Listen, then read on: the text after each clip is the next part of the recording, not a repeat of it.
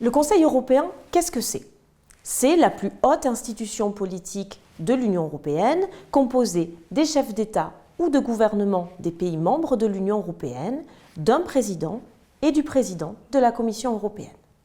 S'il n'a pas le pouvoir d'adopter la législation, c'est le rôle du Parlement européen et du Conseil des ministres de l'UE, le Conseil européen est le maître de l'agenda et des travaux. C'est le lieu de décision politique de l'Union qui traite notamment des questions sensibles qui ne peuvent être résolues à un niveau inférieur. Les grandes orientations et priorités politiques de l'Union y sont donc discutées. Les grandes décisions stratégiques y sont adoptées.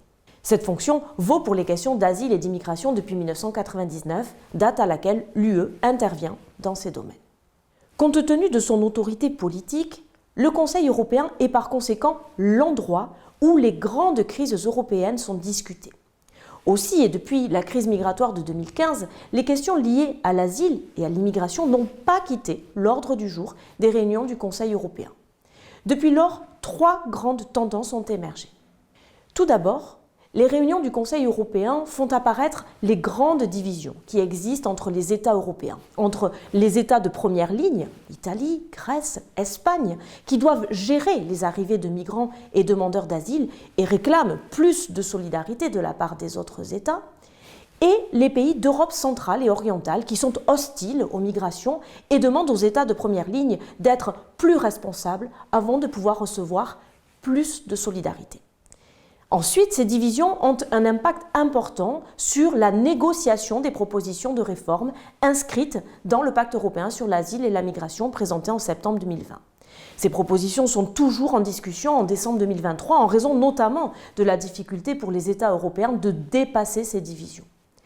Enfin, et du fait de ces tensions, les États européens en sont réduits à valider des orientations sur les seuls points sur lesquels ils peuvent être d'accord, à savoir la lutte contre l'immigration irrégulière et le contrôle des frontières européennes.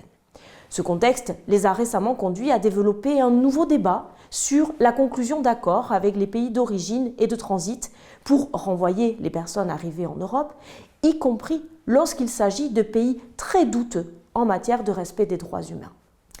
Les migrations sont un défi européen qui exige une réponse politique forte. Est-ce que le travail d'orientation politique du Conseil européen permet de répondre à la crise migratoire qui s'est installée durablement dans l'Union? En l'état, sans doute pas.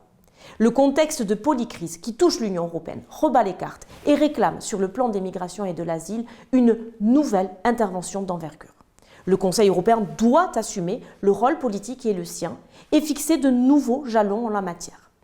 Attendu pour 2024, ces jalons devraient permettre de poser clairement les orientations sur le type d'Europe que nous voulons, à savoir une Europe refermée sur elle-même ou une Europe capable de gérer l'asile et l'immigration dans le plein respect des droits humains.